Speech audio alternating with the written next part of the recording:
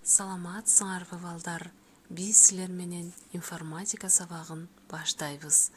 Информатика сабагында бизди курчап турган информация деген жаңы тема менен таанышабыз.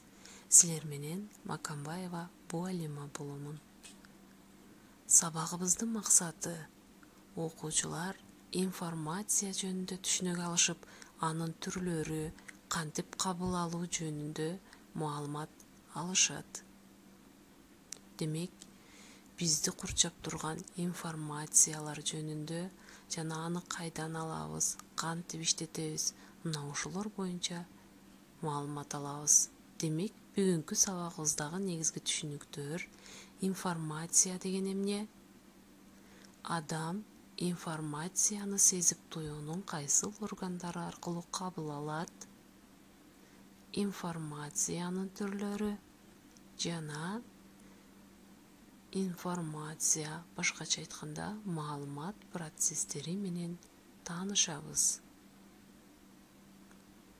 Информация бул белгилердин жана сигналдардын жардамы аркылуу сырткы дүйнөнүн чагылдырылышы.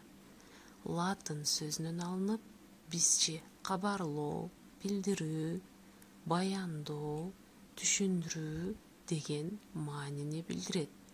Демек, балдар, биз информация деген эмне деген суроого жооп ала алдык.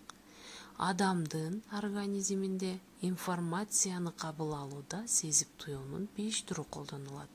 Алар: даам билүү, демек жеп маалыматын билебиз; угуу, угуп билебиз; көрүү, кандай маалымат болуп атканын көрөбүз; жыт билүү жана сезип туюу.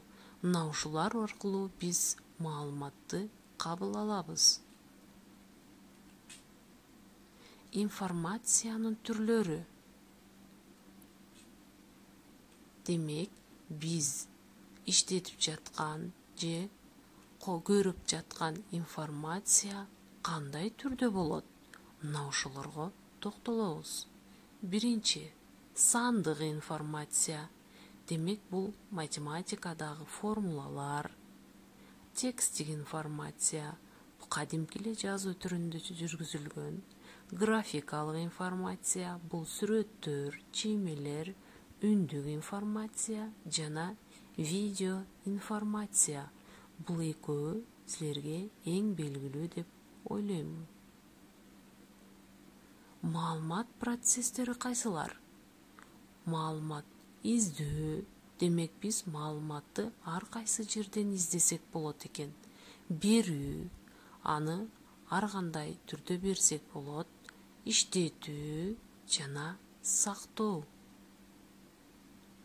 Маалыматты сактоодо биз ар кандай түрдө сактасак болот.